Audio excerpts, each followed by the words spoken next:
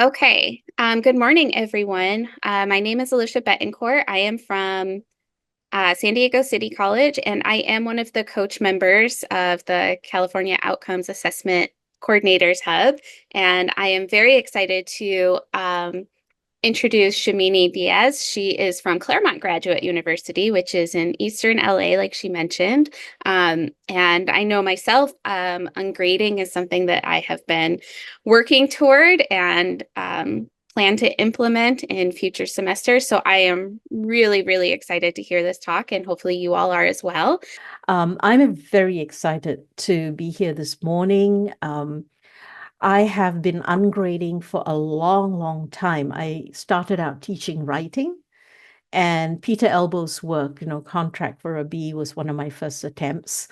It really worked. Students will come in and say, I can't write. I'm going to fail this class. And I'll guarantee them a B if they do 5 things. And the 5 things are really what all good writers do: revise, edit, get feedback. They had to do that. And they would be guaranteed a B, no matter how crappy their work was. 97% of the time, a student will come to me and want to tear up the contract because they now think they could have a chance at an A. And I would play with them, say, no, I can't. You signed a contract. And eventually, we'll tear it up and they'll go for the A. And what that taught me about ungrading, which I'm here to share with you, is ungrading is one way to build a different learning identity. So it's not only about the work, and that's what I'd like to share with you today. It's about a significant, deep change in our attitude to assessment. So I have some slides to share with you, and what I'm going to do is share with you something I've done recently in ungrading, which is to address the very common issue in ungrading, that ungrading itself, while ideally amazing in positive impact, does have some problems. And so, like, how do we address some of the inherent issues and biases of ungrading while still keeping the principles straight? So I'm going to share some slides now. Come along with me on the journey. Put your questions, reactions into chat, and then hopefully we'll have time for a good conversation at the end. All right, so let me share my slides.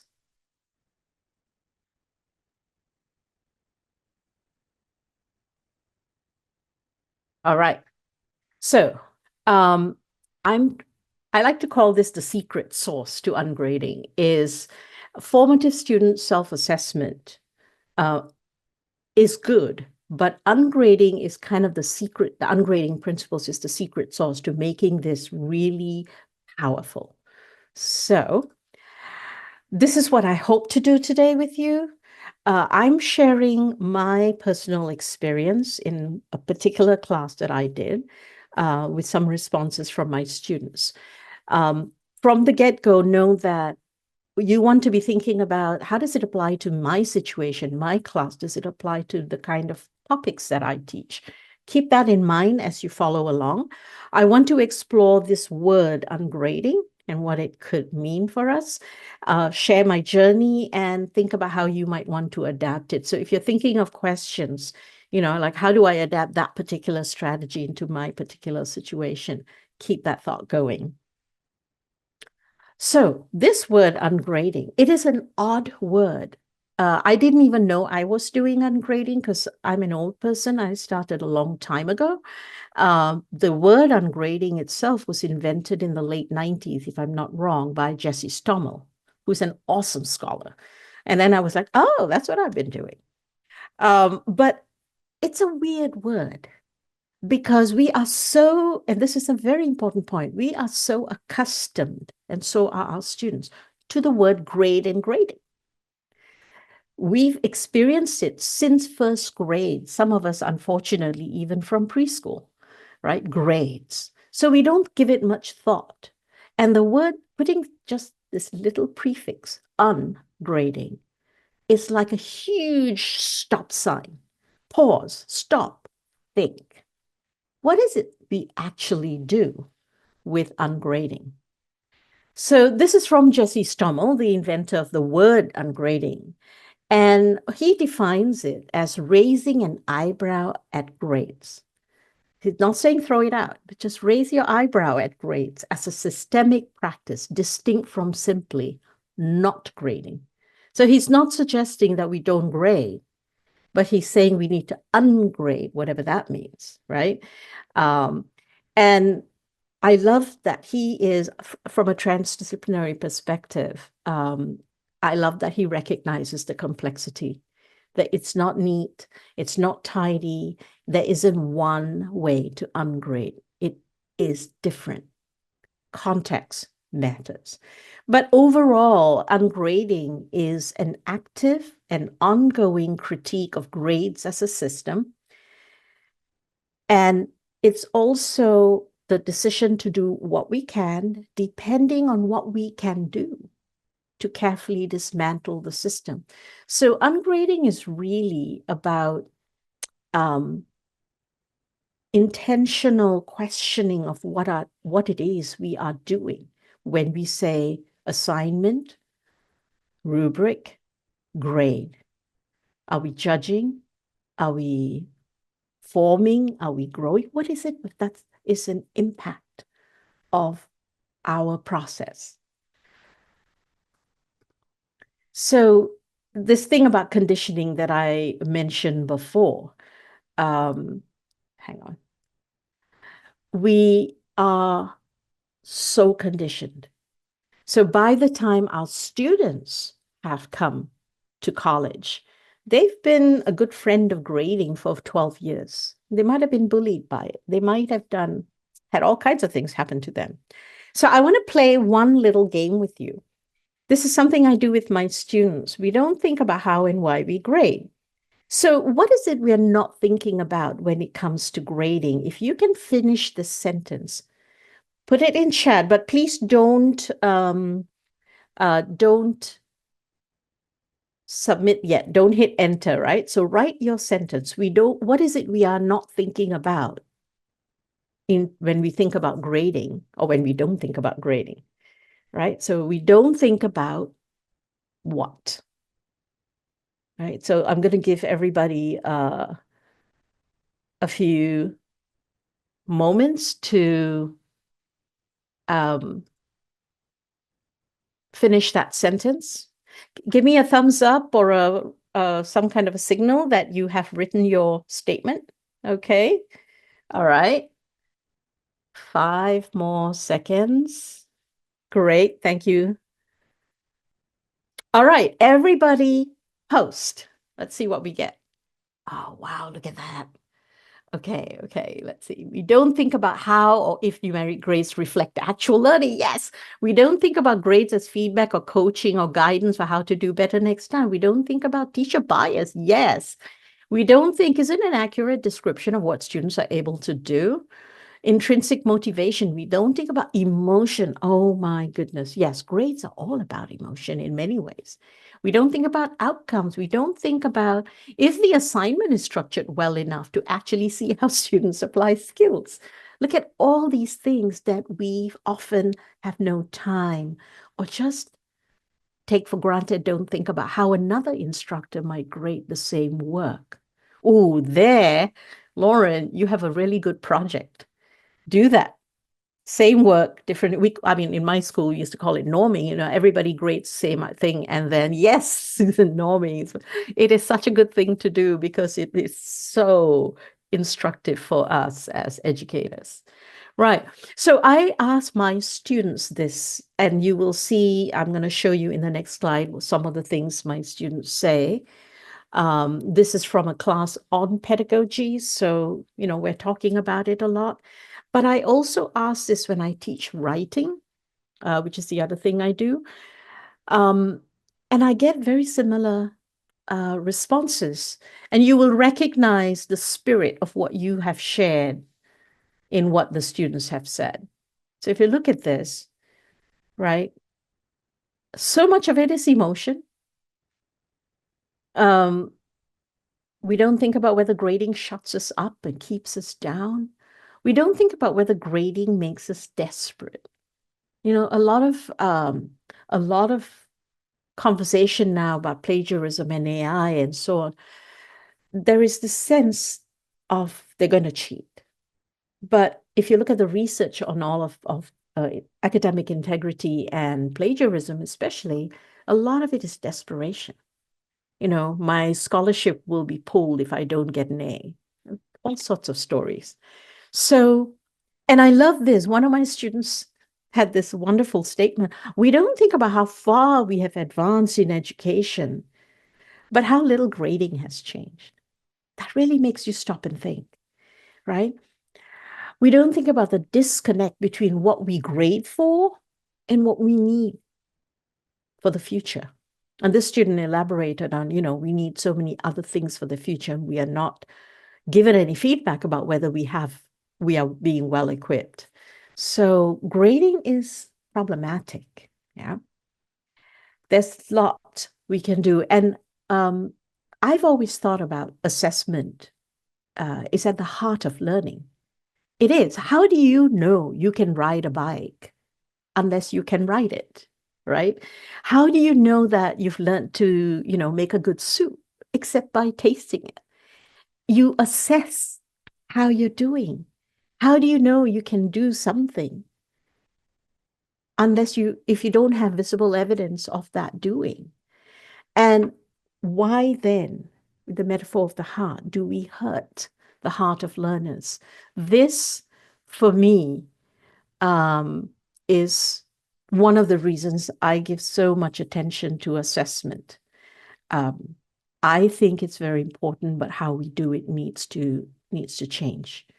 So we're really looking for, and it was interesting at the keynote, one of the speakers talked about assessment for change at the institutional level.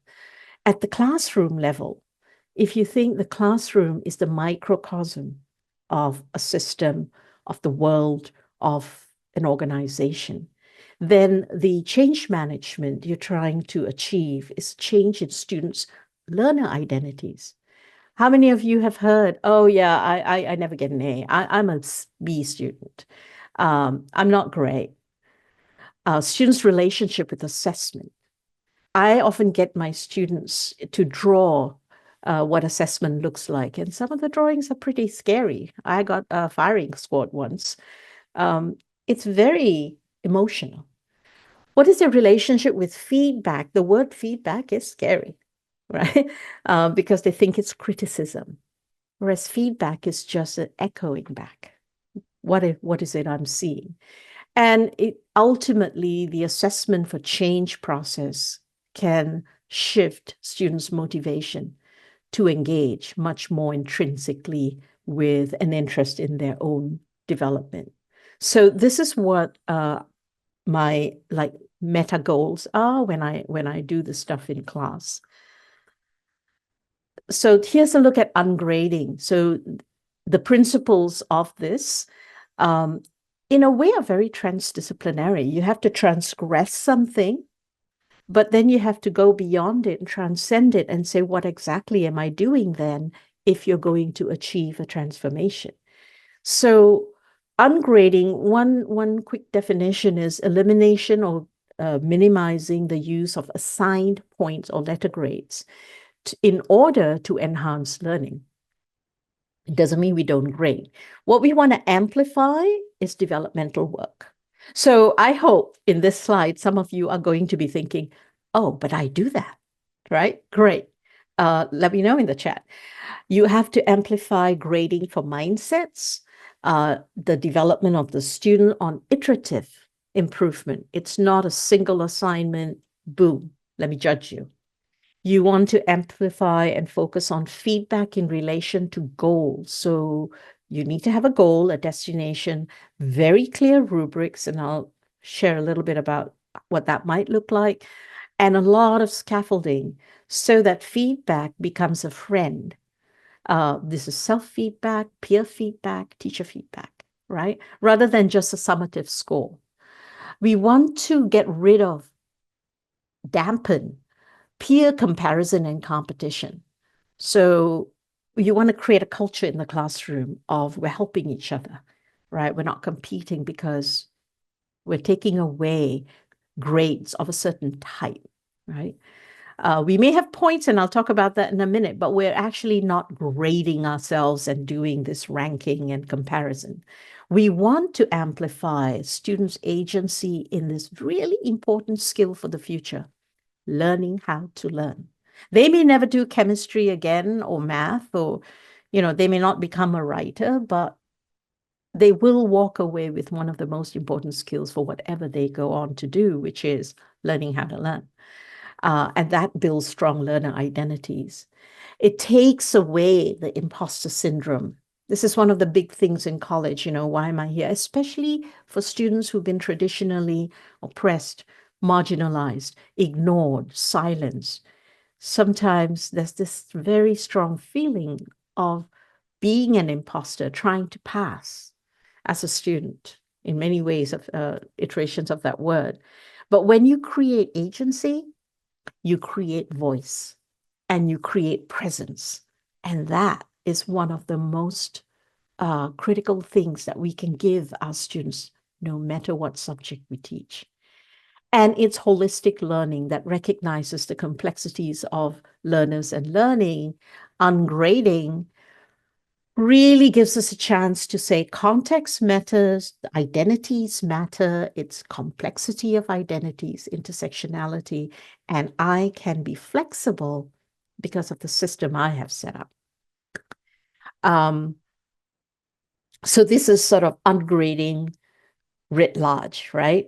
Now, the thing about ungrading is that there are problems with it. You do have students who, if you take away grades, it doesn't matter what they're doing. They have this negative learner identity. I'm just a B student. I can't do math to save my life. That's just me. There's a lot of anxiety and timidity. It takes a certain amount of voice and confidence, privilege, to say, I think this is my grade, right? I think I deserve this grade. So if we ungrade, but we have to report grades, often one of the tactics is the student and the teacher co-create the grade, but it can be terrifying for some. Or if it could be your learning culture. It's really hard to propose and justify a grade if your learning culture has never prepared you for that, right? In some cultures, saying I'm good at this, I get an A is arrogant. So these things create a lot of problems for ungrading. So when you take grades away and say, we're going to discuss what grade you're going to get, it can backfire on us. And the students who experience these three things tend to be the shy, introverted, neurodivergent students, students who are socially and educationally marginalized. So it's hard. You can't wave a wand and say, you are now free and have voice and can claim your place in your grade. They can't. And in my early attempts at ungrading, I would say, okay, there are no grades, and students just panic. What? You're not, it's like the entire system that they have worked in for a long time. And we've met this conditioned mind before. Is it going to be on the test? Oh, we're not going to have any tests. What? Right? It is terrifying to just ungrade your class. So over time, I've come up with, and this works, as I said, it's very contextual, but I'm going to take you through the journey of this one ungrading process where I try to overcome these ungrading barriers, and I try simultaneously to approach much deeper, meaningful learning that where students, as Alicia says in chat, have more ownership over their work and their identities. So here's the journey. This is an overview. And by the way, at the end of the slides, I have a QR code and a link. You can download them. But this is an overview of the mashup of ungrading and scaffolded self-assessment. So one, it's co-created learning. And this first point is really important. Whatever system you use, you have to make time in the beginning, midpoint, and close to the end to pause and talk about it with your student. Bring it up into their metacognitive space. Ask them how they feel about grading and learning. Share the challenges. Like self-assessment is hard. Portfolio making is hard. And always allow space for the shy, nervous, anxious students to provide a question or a feedback through an anonymous link. That what they say in that space gives you a lot of valuable data. So that's the first thing, right? We are co-creating and it's a shared endeavor. So we bring them in as like as you do with participatory action research, you bring them in as your co-conspirators. And then you want to get into the very important piece of learning how to learn development. How many of you, I wonder, use single point rubrics? You know, we're very used to the analytical, yay, good. I see someone who does. But analytic rubrics, with the developing, et cetera, expert mastery for different categories of things are much harder for students to get their heads around. We're experts. We know how to read those. Single point rubrics also force us to be very, very clear because a single point rubric is essentially a list, right? You have a thesis statement, yes, no, and a space for comments. And what that list does is it asks students and the teacher to look and identify those things. So our rubric only has visible pieces of learning. There is a thesis statement. You have the structure we learned in CARS, the CARS model, where you're creating a research space. You have evidence for every assertion. Students should be able to point to it on their work. And Kimberly, yes, you don't use points on rubrics, not as an assessment. That is exactly the point, right? Sometimes I may have a point, or I may have a few points because I want them to learn also how to do that. But then we have to have a big conversation about points are not relevant to the grade. Points are a way to gauge where you are. And that's up to us and depends on our relationship with the students, the subject matter, all of that. And then you need to also put some support scaffolding under the learning how to learn. If you're teaching them to write an argument, do you have some resources they can refer to that are easy support for them? Do you have explicit workshops? You don't have to do all the labor. Can you bring the writing center in? If you're doing a research-based class, can you bring a librarian in to teach them how to use databases? Can you bring someone from, if you're teaching GIS, an expert who can help them? Pre-planning that helps. The other piece is the scaffolding of process where they submit drafts of the work. And this is what I make them do. I'm sure many of you do this. They must submit the draft with the rubric and they have checked off, and on their draft, they have highlighted to show, yeah, I can find these in my work. And then they have space for comments and questions. For me, this has been one of the biggest learning points because I discovered back when I first started this process, this is when they will come to me in office hours or put it into the anonymous link. They don't understand the criteria because I had been too opaque. It pushed me to really make it clear.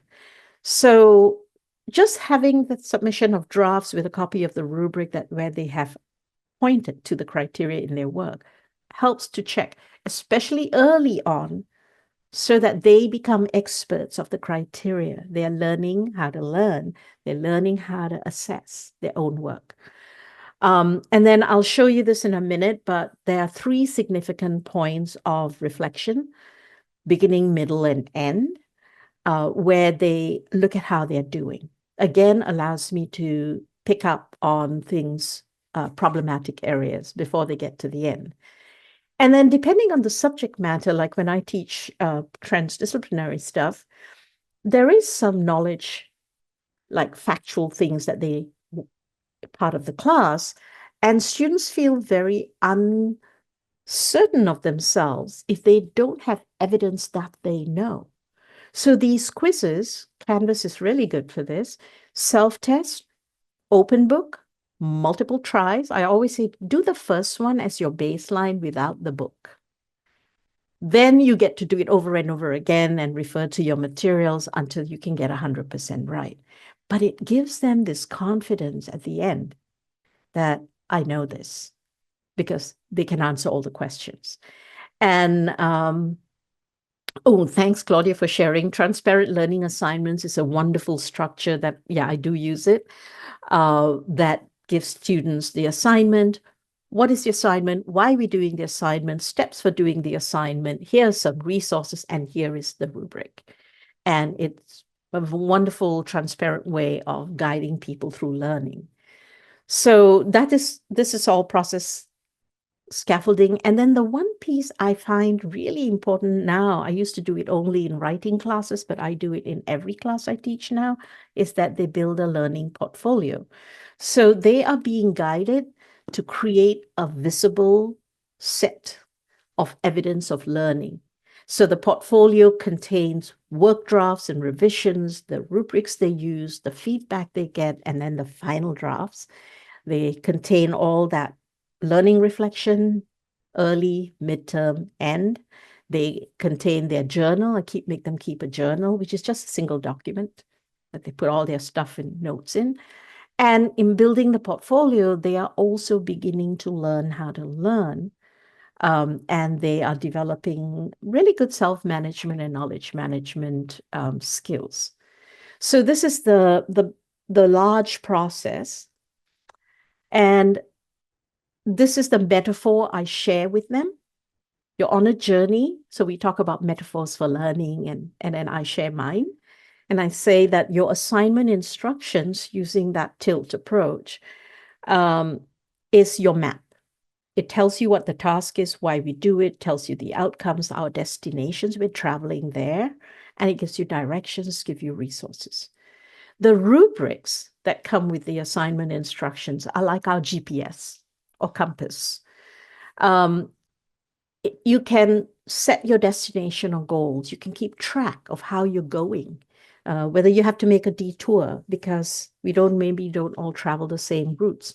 There might be some detours, and therefore it supports your self-assessment and feedback. And then the points. So we talked about points earlier. In some classes, I put the points on the rubric, but I don't use them at all in any way to formulate the grade. So they get to know that right on from the get-go. But the points help you assess for yourself how you are making progress. If that you have a thesis, and usually the points are like 1 point, 2 points, right? You have a thesis statement, point. Yes, no, get the point. So it helps. It shows you good forward movement and what you need to address and improve. And it helps you to get support and resources like, yeah, I want to get the full points and I just can't figure out what it is. I know that I don't know how to formulate a strong argument, or I don't know how to identify logical fallacies. I need to improve that. So sometimes I use the points, often I don't, right? Because between the journey map and the GPS rubric, we're usually pretty strong already. Okay. I said we do 3 checkpoints. I usually do it something like this. We have a 16-week semester, week 2, week 8, week 14. The first one is super easy, but very important. It simply is, and I'll show it to you in a bit. It simply is answering questions. Yes, done it. No, I haven't done it. I'm on it. I need support. It's really a checklist because we often assume students know how to do stuff. Like, I have set up an online folder as my learning portfolio. I often get, I need support, right?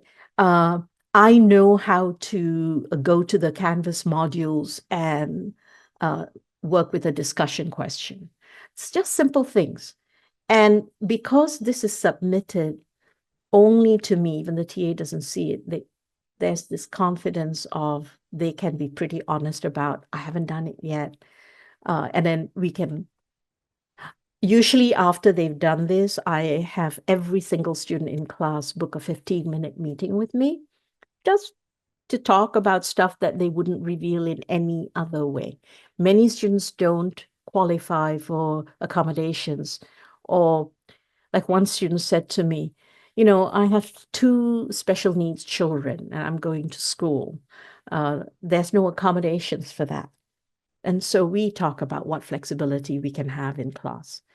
So doing this as a prelude to the 15-minute quick touch-in meeting is very helpful. It also helps students then to be more courageous or confident about reaching out because we've already had that first contact, right? I see more of them coming to office hours because we have established a baseline contact.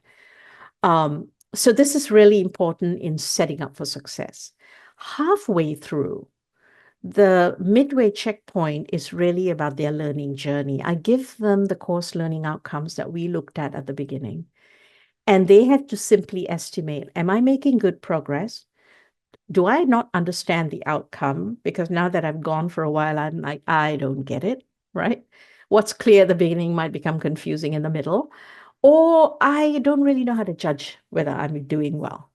So this is a time to pause and check for understanding. And then you have time still the rest of the semester to work with the students who have all these areas of lack of clarity or fear, anxiety, etc. It really gives me a lot to work with. And then finally, at the end, students I give them certain criteria and guidelines, and they have their portfolio and they submit a grade proposal. And I'll show you each of these in the resources section of today. So that's a checkpoint process. What have I gained? What have my students gained in this process? So this is, I've been doing this for 5 or 6 years now, this particular method. I think, well, I know because this is based on, so this is something from some of what my students write in their reflections. They don't use that technical word metacognition all the time, but they tell me, I kind of understand what I am as a learner. I know what I like. I know my best strategies. They can list the tools and strategies of how they are learners in anything. And what I see then from the beginning to the end is a better learner identity, much more competent, much more positive.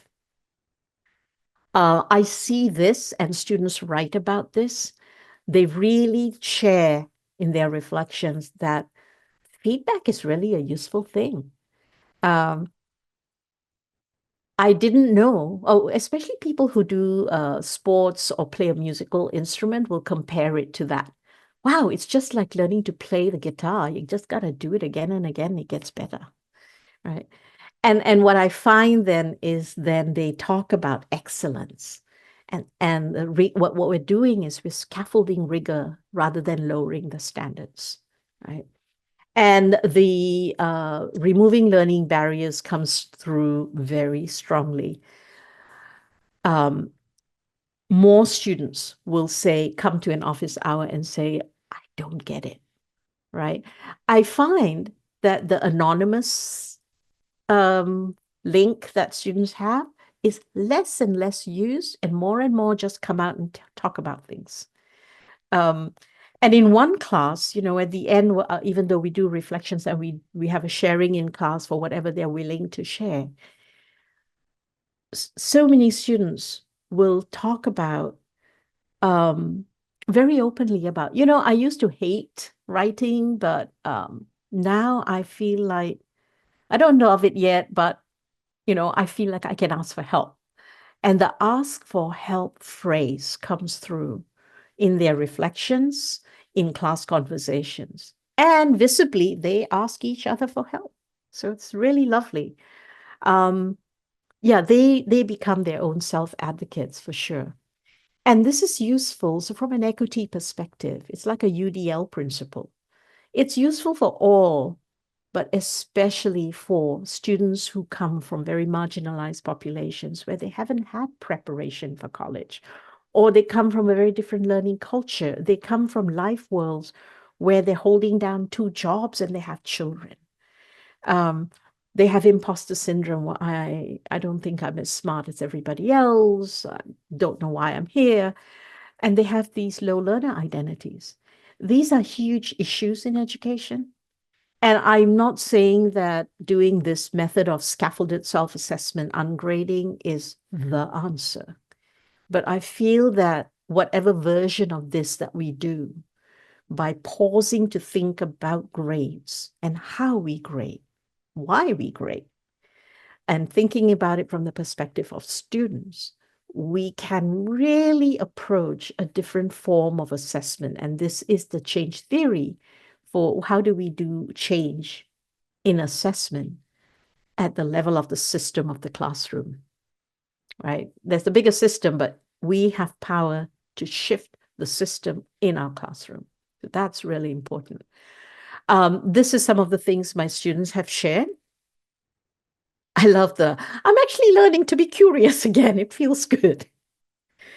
And, I have the privilege and the great blessing to work with children, people of all ages. And the youngest I've worked with are 5.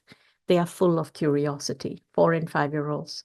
And then as you get up in the age of schooling, you can lose that curiosity. Um, I've learned more, worked harder, but it was for me, not for the teacher. Maybe the best thing is the portfolio process is learning is that I know how to learn. That statement. So these are like specific language that I've gathered, but they are themes that apply across my data set. The learning how to learn, the relationship with feedback. I love this. It stands for so many students. I'm not afraid of feedback now. And that's just wonderful. So I'm going to quickly share some of the templates I use, and then you can download this, of course, at the end and tailor it to whatever you want to do with them. But here's my portfolio setup. It's very simple, cloud folder. You have one document for all your notes and reflections rather than a big book. This is helpful, especially to students who have focusing issues and learning disabilities of any sort, or just busy. Because in one document, you can search for things and then you can reorganize. Folders, just 4. They are allowed to do whatever else they want, but if you don't have any other idea, this is your default structure. Put all your assignments and rubrics in one place. You have a workspace for all the drafts that are going. Your final beautiful product, put it in another folder. And then all your checkpoint documents, classroom reflections, whatever we do, you put together in one place. This also forms my data. They sign a thing that it gives me permission to use them, de-identify everybody. And so a lot of my learning how to learn and teach comes from this material. And then I teach them file naming protocols so that they can find their things, right? When you download a PDF, it's just numbers, name it. And this means they are learning a very useful skill. They're also learning knowledge management, and they're learning to manage their learning. So that's how I set up their portfolios. This is my setup checkpoint 1. It's just this. I've done this, done, on it, not yet. Comments.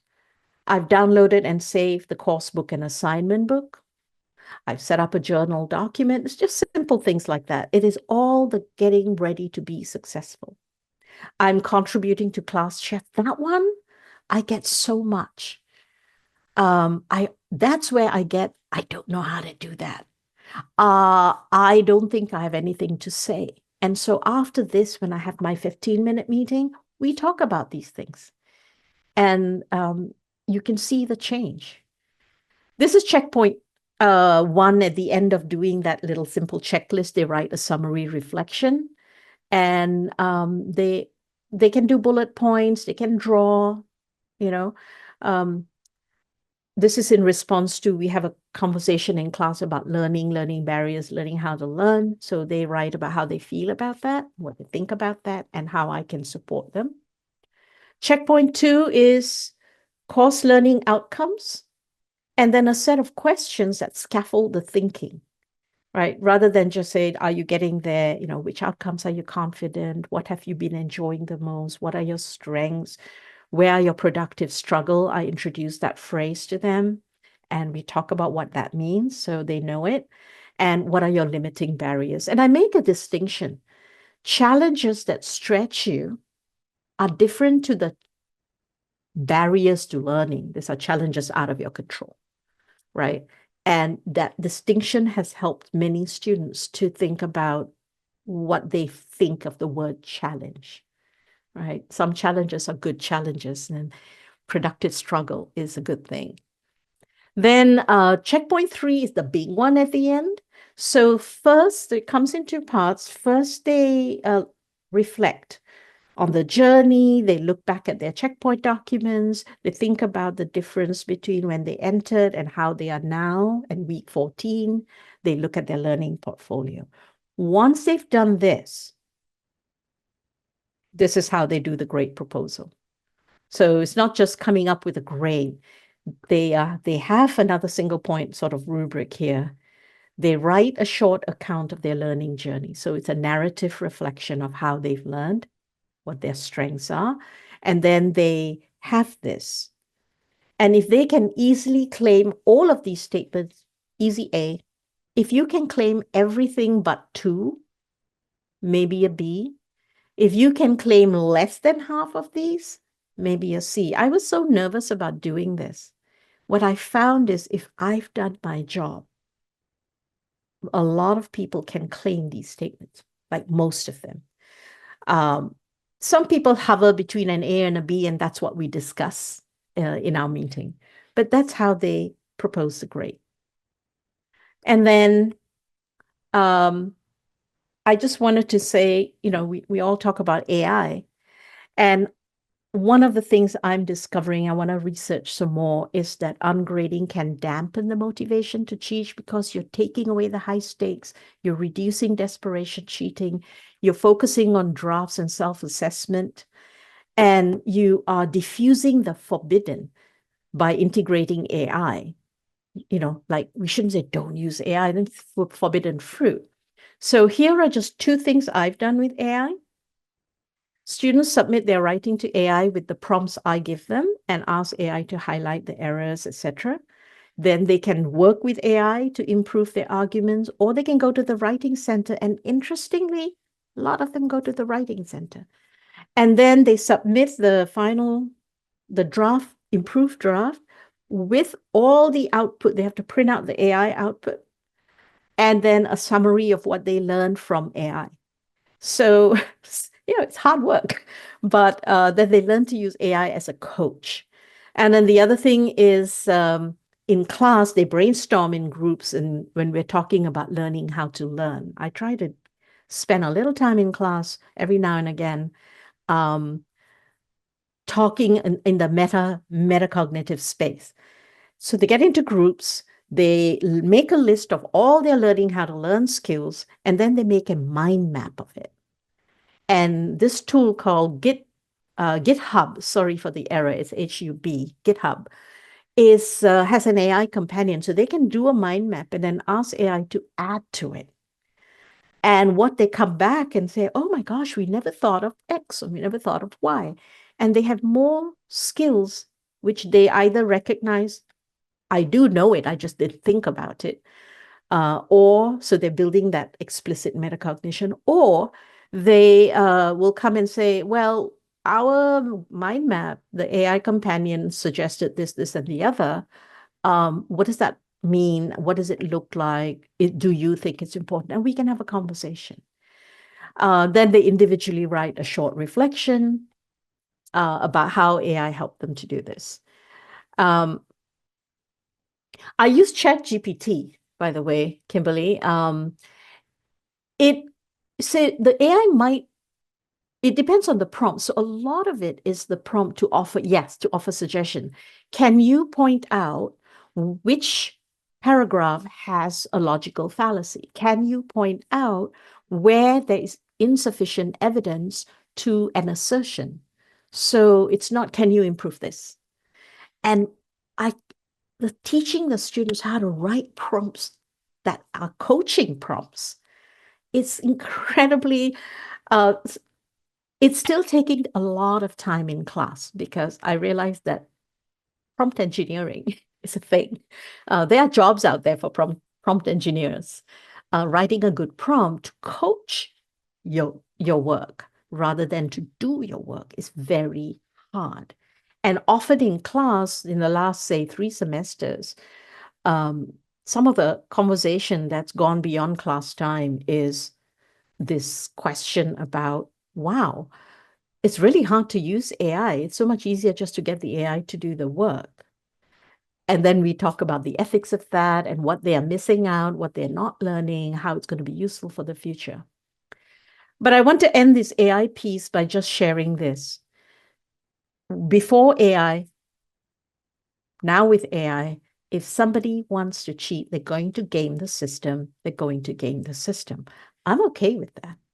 If I'm not about policing all my students, if 2 or 3 people actually fool me and get away with it, but the rest of them learn a skill, then too bad, so sad for the 2 or 3 people, is my attitude, right? I do everything. So if you're using AI or thinking of using AI, the blend of AI in class with self-assessment, where students are beginning to develop pride in their work, is one of the best antidotes to desperation cheating or gaming the system, because they become interested in themselves. If you ask yourself why somebody cheats, really confront that question. It's because of something. They need to do well. They feel they're not great enough, so they need help cheating to be good. They have imposter syndrome. I mean, there's so many, it's a can of worms. The more we can do to get students to know that assessment is at the heart of their learning, and that they can learn and that they can fly, the inclination to cheat, because we're moving them towards more and more intrinsic joy in learning, the inclination to cheat will dampen, if not get eliminated. That's the kind of human being we want in the world, never mind academic integrity, that they feel that they have capacity to do what they need to do to succeed.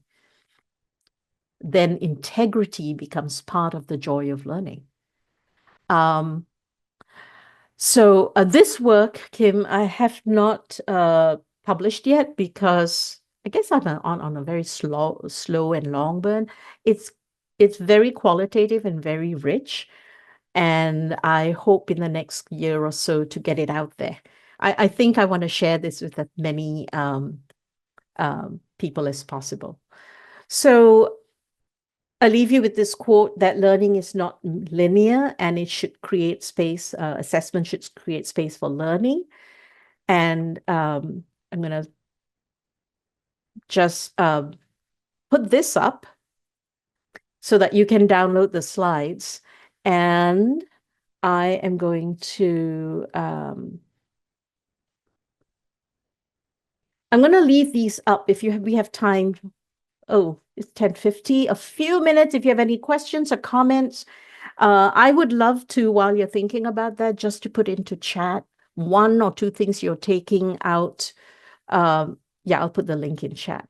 1 or 2 things that you are taking out into the, oops, sorry. You know what?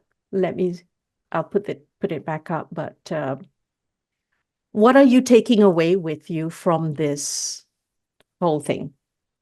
Like, if you could share one or two things, and I have time for one quick question.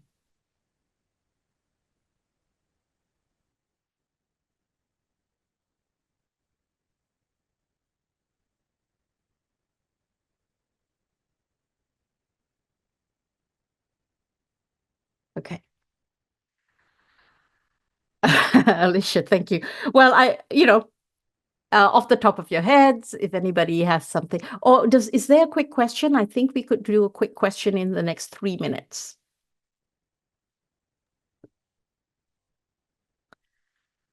Yeah, feel free to raise your hand if you want to just ask out loud.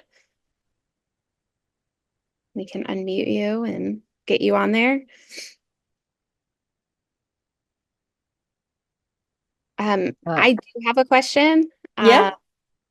As an instructor, I know that going into ungrading creates the ability for students to advocate for themselves and to take ownership over their grades, but it also takes a lot of feedback.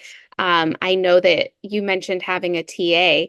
How much work do you feel, how much more work do you feel this is on the instructor, especially in a writing intensive course like you talked about? I teach psychology, but just how much more work does it take going through Okay.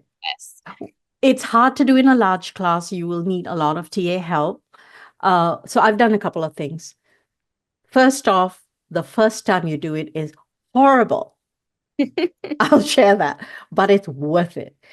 Um, Collaborating with someone. Actually, I invite anybody to contact me if you want to like sketch out things. I'm really happy to do that because I've seen it work and I really want people to try it out. Working with your TA ahead of class, if you can get 2 weeks ahead, you have a TA, you know who it is. So front loading it. And here's the thing I made a mistake doing, but I've helped other people not to do. I tried this in the class that I was going to teach for for this semester. So I had enough, a little bit of prep time, and then what I help some people do is think your spring now, think about your fall class. Mhm, Start designing your fall class now, slowly in pieces, in parallel, so that you can really think about it. Second is do fewer assignments, but do them deeply. mhm, Do we need 5 essays or can we do 3? Right? That's something to really, really think about. What is it with quantity? Do we need 25 problem sets or can we do 15? mhm. Right? If you're doing math. Um, yeah, and if you don't have um, video feedback, thank you, Kimberly. Yeah. Yes, video feedback is brilliant. Canvas is such a time saver if we can pick up some of the tools in that you can give video feedback.